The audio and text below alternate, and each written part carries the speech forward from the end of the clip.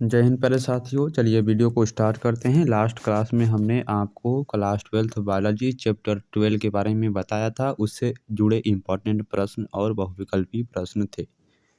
इस वीडियो में आपको चैप्टर 13 पाठ 13 जीव और समष्टियाँ ऑर्गेनिज्म एंड पॉपुलेशन के बारे में जो महत्वपूर्ण प्रश्न होंगे उसको बताया जाएगा।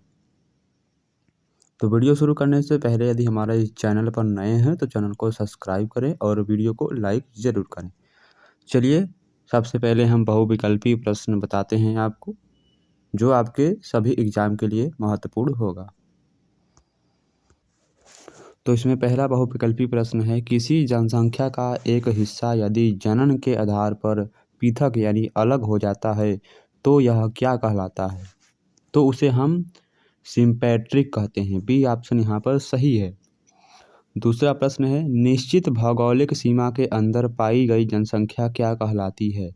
एक निश्चित भौगोलिक सीमा के अंदर पाई गई जनसंख्या क्या कहलाती है? पाई गई जनसंख्या को आवास कहते हैं। क्या आवास कहते हैं? यह जो क्वेश्चन है उड़ीसा के जेई 2009 में आया हुआ प्रश्न है। आवास जाति के कार्यों के साथ मिलकर निर्माण करते हैं। आवास जाति के कार्यों के साथ मिलकर निर्माण करते हैं। किसका निर्माण करते हैं? तो नीके का निर्माण करते हैं। सी ऑप्शन यहाँ पर सही है। चलिए आगे बढ़ते हैं हम। इस वीडियो का पीडीएफ हम टेलीग्राम में दे देंगे आपको। तो चौथा प्रश्न है, नीके परस्पर व्यापित बताती है। नीके परस्पर व्याप्ति यानी नीचे ओवरलैप बताती है। तो दो जातियों द्वारा एक या अधिक स्रोतों को बांटना या भाग लेना। पाँचवा, वह जीव जो ट्रांजिशनल क्षेत्र में दो समुदायों के बीच अपना अधिकांश समय निर्वाह करते हैं उसे हम क्या कहते हैं? उसे हम एज स्पीसीज कहते हैं। स्पीसीज कहते हैं। स्पीसीज का मतलब प्रजाति होता है। एक जाति का नीके शब्द संबंधित होता है। एक जाति का नीके संबंध संबंधित होता है वह विशेष स्थान जहाँ एक जीव रहता है तथा अपना कार्य करता है। सातवां, भारत में आवृत्त बीजियों की विलुप्त प्रजातियां हैं। भारत में आवृत्त बीजियों की विलुप्त प्रजातियां हैं। तो कितनी हैं भारत में? 487। एक समुदाय को निम्न में से कैसे परिभाषित किया जा सकता है? तो पादप समुदाय के द्वारा परिभाषित किया जा सकता है। नेक्स्ट प्रश्न है हमारा, दो या दो से अधिक पादप जातियों का समूह क्या कहलाता है? दो या दो से अधिक पादप जातियों का समूह क्या कहलाता है? उसे हम पादप समुदाय कहते हैं। एक ही क्षेत्र में रहने वाले पौधे तथा जंतु परस्पर बनाते हैं। क्या बनाते हैं? बायोटिक कम्युनिटी बनाते हैं। किस उपकरण द्वारा वायु वेग का मापन किया जाता है? यानी कि वायु की गति का मापन हम किसके द्वारा करते हैं? सभी को पता होगा। किस उपकरण द्वारा वायु वेग का मापन किया जाता है? एनेमोमीटर के द्वारा। आगे प्रश्न है, चिकनी मिट्टी प्राप्त होती है। तो चिकनी मिट्टी कहाँ से प्राप्त होती है? तालाब के आसपास से प्राप्त होती है। निम्न में से कम छिद्रित मृदा है। निम्न में से कम छिद्रित मृदा है। मृदा यानी मिट्टी, मृदा है तो कौन है? क्ले मृदा। क्या है? क्ले। यह कॉमन सेलिज्म होती है। कॉमन सेलिज्म होती है। तो कमजोर लाभान्वित होते हैं, अपेक्षाकृत शक्तिशाली हानिकारक होते हैं। किसी क्षेत्र में हाथियों की जनसंख्या का उच्च घनत्व परिणाम होता है किसका?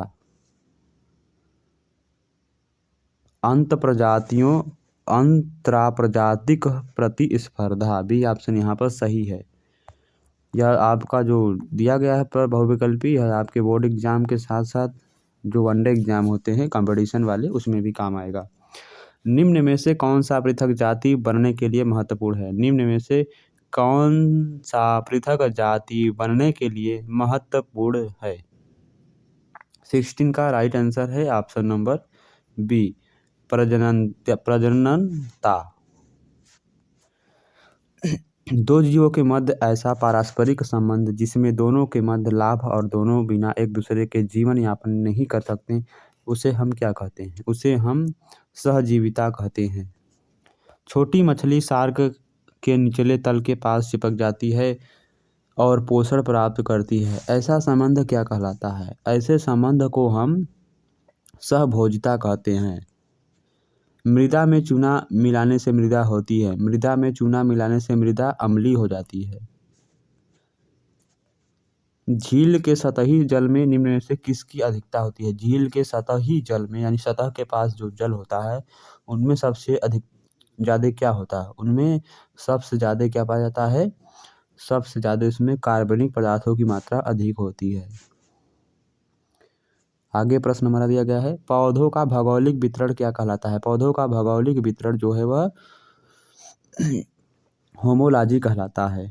वातावरण व जीवितों के मध्य पाया जाने वाला आपसी संबंध क्या कहलाता है? वातावरण व जीवितों के मध्य पाया जाने वाला आपसी संबंध को हम इकोलॉजी कहते हैं। और इकोलॉजी शब्द किसने गढ़ा था? यह क्वेश्चन हमने आपको पूछा था ज़रूर वीडियो में, इसके पहले वाले वीडियो में पूछा था। इकोलॉजी शब्द किसने गढ़ा था और साथ में इकोसिस्टम शब्द किसने गढ़ा था? इसको उत्तर आप कमेंट बॉक्स में बताइए। निम्न में कौन सा कथन एक ही जाति के जीवों के लिए सत्य है? निम्न में कौन सा कथन एक ही जीवों के जाति के लिए सत्य है? वे आपस में अंत संकरण करते हैं। उर्वरा भूमि की पीएच होती है। उर्वरा भूमि का पीएच मान कितना होता है? उर्वरा सी ऑप्शन 6 से 7 होता है। जब एक जीवधारी बिना किसी दूसरे जीवधारी को नुकसान पहुंचाए लाभान्वित होता है तो उसे हम क्या कहते हैं? तो उसे हम कॉमन सेलेज्म कहते हैं। डी ऑप्शन यहाँ पर सही है।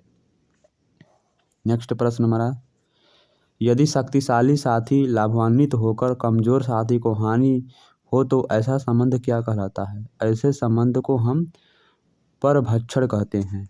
परभक्षण यानी परभक्षी जीवों के मध्य परस्पर संबंध की प्रक्रिया सहभोजिता प्रदर्शित करते हैं। इस प्रकार के संबंध को हम क्या कहते हैं? इस प्रकार के संबंध को दोस्तों हम, एक लाभान्वित होता है तो दूसरा अप्रभावी होता है, यानी एक को लाभ होगा तो दूसरे को दुखी होगा, हानि होगा। एक जाति की जनसंख्या का उसके प्राकृतिक आवास में पाया जाना क्या कहलाता है? नीके घनत्व कहलाता है। डी ऑप्शन यहाँ पर सही है। आगे का प्रश्न है हमारा, एक जाति के सदस्यों के लिए सत्य कथन है। एक जाति के सदस्यों के लिए सत्य कथन क्या है? इसका राइट आंसर है ऑप्शन नंबर डी, यह दूसरी जाति के साथ अंतर प्रजनन नहीं कर सकते हैं। निम्न में कौन जैव समुदाय का एक अभिलक्षण है? जैव समुदाय का एक अभिलक्षण है स्थिरीकरण। जलक्रमक एवं मरुक्रमक दोनों से ही होती है। दोनों से क्या होता है? तो दोनों से मध्यम जलीय परिस्थितियां उत्पन्न होती हैं। एक बार वीडियो को शेयर कर दीजिए। किसी दिए गए क्षेत्र में एक बिंदु से विभिन्न जातियों का उद विकास प्रारंभ होकर उनके अन्य भूभौगोलिक क्षेत्रों तक प्रसारित होना क्या कहलाता है? तो प्रसारित होना जो कहलाता है उसे हम क्या कहते हैं? उसे हम अनुकूलित विकिरण कहते हैं। अनुकूलन वातावरण या विकिरण। एक स्थानबंध समुद्री एनीमोन साधु केकड़े के कवच सतह से जुड़ जाता है। यह संबंध क्या कहलाता है? उस संबंध को हम सहजीवन कहेंगे। चलिए आगे प्रश्न दिया गया है कि एक जीव वैज्ञानिक ने खलिहान या खेतों में चूहों की समष्टि का अध्ययन किया। उसने औसतन जन्म दर 250, औसतन मृत्यु दर 240, अप्रवासी दर 20 तथा प्रवासी दर या उत्प्रवासन दर को 30 पाया। समष्टि की कुल बढ़ोतरी कितनी होगी? समष्टि की कुल बढ़ोतरी कितनी होगी? 0 होगी। नेक्स्ट है, डार्विन के मतानुसार जैविक जैव विकास का कारण क्या है? उसका कारण है दोस्तों अंतर्जातीय प्रतिस्पर्धा। आगे प्रश्न है, एक समष्टि के आनुवंशिक संतुलन में रहने वाले रहने की प्रवृत्ति निम्न में से किसके द्वारा भंग हो सकती है एक समष्टि के अनुवांशिक में? तो यादृच्छिक संगम के अभाव द्वारा। एक समष्टि के अंदर जिन आवृत्तियों में भिन्नता संयोग से होती है बजाय प्राकृतिक वर्ण के द्वारा इसे किसके लिए संदर्भित किया जाता है? इसे हम अनुवांशिक विचलन के लिए संदर्भित कर सकते हैं। यहाँ पर बी ऑप्शन इसका सही आंसर है। चलिए आगे बढ़ते हैं हम। तो आगे हम बताएंगे विस्तृत उत्तरी यानी दीर्घ उत्तरी प्रश्न। तो पहला प्रश्न है समष्टि पारिस्थितिकी से आप क्या समझते हैं? विभिन्न जातियों अथवा समष्टियों में आपसी क्रियाओं के फलस्वरूप उत्पन्न स्पर्धा तथा भक्षण को समझाइए। तो दूसरा प्रश्न है हमारा सहोपकारिता यानी मुटुलाइजिज्म क्या है? विभिन्न उदाहरणों द्वारा सहोपकारिता को समझाइए। नेक्स्ट प्रश्न है इम्पोर्टेंट है, पारिस्थितिकी अनुकूलन से आप क्या समझते हैं? पारिस्थितिकी अनुकूलन के आधार पर विभिन्न प्रकार के पादपों का वर्गीकरण कीजिए या वर्गीकृत कीजिए। नेक्स्ट है समष्टि के प्रमुख अभिलक्षण कौन कौन से हैं, वर्णन कीजिए। नेक्स्ट प्रश्न जलोदभित पादपों में कौन कौन से अनुकूलन पाए जाते हैं, व्याख्या कीजिए। मरुदभिद पादपों में कौन कौन से अनुकूलन पाए जाते हैं, वर्णन कीजिए। लवणोदभिद पादप कहाँ पाए जाते हैं, इसके विशिष्ट अनुकूलों की उदाहरण सहित व्याख्या कीजिए। चलिए अब आता है हमारा लघु उत्तरी प्रश्न। तो पहला प्रश्न है समष्टि तथा समुदाय से आप क्या समझते हैं या किन किन कारकों पर निर्भर करती है? इंपॉर्टेंट प्रश्न है। जन्म दर तथा मृत्यु दर को परिभाषित कीजिए। इंपॉर्टेंट प्रश्न है। जीविता वक्र से आप क्या समझते हैं, ये कितने प्रकार की होती है? प्रतिस्पर्धा पर टिप्पणी लिखिए। इंपॉर्टेंट प्रश्न है।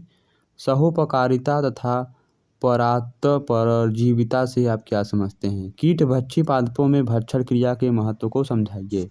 अब आगे प्रश्न है अति लघु उत्तरी, जिसमें आपको आंसर मिलेगा।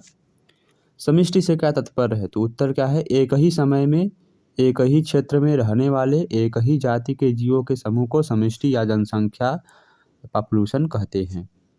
समष्टि की मुख्य विशेषताएं क्या हैं? तो उत्तर क्या है? घनत्व, जन्म दर, मृत्यु दर, आयु वितरण, पर्यावरणीय प्रतिरोध समष्टि की प्रमुख विशेषताएं हैं। जातियों में प्रतियोगिता यानी प्रतिस्पर्धा। प्रतिस्पर्धा का मतलब क्या होता है? प्रतियोगिता। जातियों में प्रतियोगिता यानी प्रतिस्पर्धा का क्या प्रभाव है? तो उत्तर क्या है? स्पर्धा या प्रतियोगिता एक ऋणात्मक अंतक्रिया है जो एक ही प्रकार के साधनों का उपयोग करने वाले दो या अधिक जीवों के मध्य होती है। यह स्थान, भोजन, ऊर्जा, प्रकाश, खनिज तथा जल आदि संसाधनों के लिए हो सकती है। आगे बढ़ते हैं हम। आगे प्रश्न है सहजीवन यानी सहजीविता क्या है? उत्तर क्या है? जब दो या दो से अधिक प्रजातियां एक दूसरे को लाभ पहुंचाते हुए साथ साथ जीवन व्यतीत करती हैं, इसे सहजीविता कहते हैं। जैसे लाइकेन साइकस की कोलेराइड जड़। समुद्र के किनारे उगने वाले पादप क्या कहलाते हैं? समुद्र के किनारे जो पादप उगते हैं उसे हम लवणोदभिद कहते हैं। लवणोदभिद कहते हैं। मरुस्थलीय पौधों में जल की हानि को कम करने के लिए कौन से अनुकूलन होते हैं, यानी कौन से प्रयास किए जा सकते हैं? उत्तर जल हानि को कम करने के लिए मरुस्थलीय पौधों में पाए जाने वाले रूपांतरण इस प्रकार हैं। पहला है पत्तियों सल्की, दूसरा कांटों में रूपांतरित, दूसरा क्या दिया गया है? रंध्र धसे हुए, तीसरा तने तथा पत्तियां मांसल मोटी क्यूटिकल आदि। सातवां प्रश्न उस लेग्यूमिनोसीय पौधे का नाम बताइए जिसमें मूल ग्रंथियां होती हैं। तो उत्तर क्या है? केजुराइना तथा रूबस की जड़ों में मूल ग्रंथियां हैं। इनमें फ्रैंकिया जीवाणु नाइट्रोजन स्थिरीकरण में सहायक होता है। नेक्स्ट है दो कीटभक्षी पौधों के नाम। दो कीटभक्षी पौधों के वानस्पतिक नाम लिखिए। तो पहला क्या है? ड्रोसेरा नेपनथीस तथा यूट्रिकुलेरिया। ये 2 कीटभक्षी वनस्पतिक पत्तियों के नाम हैं, पौधों के नाम हैं। नेक्स्ट है परभक्षण क्या है? उत्तर जब एक जाति के जीव दूसरे जीव को अपना एक जाति के जीव दूसरे जीव को अथवा दूसरी जाति के जीव को मारकर अपने भोजन के लिए उपयोग में लाते हैं, यह क्रिया परभक्षण तथा ऐसे जीव परभक्षी कहलाते हैं। की स्टोन प्रजातियां किसे कहते हैं? की स्टोन प्रजातियां किसे कहते हैं? उत्तर वे प्रजातियां जो समुदाय की अन्य जातियों के अस्तित्व को प्रभावित करती हैं, की स्टोन प्रजातियां कहलाती हैं। जैसे मरुस्थल में कंगारू, चूहे घास के मैदान में, हाथी पेड़ों को उखाड़ देते हैं। सहभोजिता क्या है? उत्तर इसके अंतर्गत 2 प्रजातियां साथ साथ रहती हैं, ये एक दूसरे को हानि नहीं पहुंचाती हैं, जैसे अधिपादप, कंठलताएं, आरोही आदि।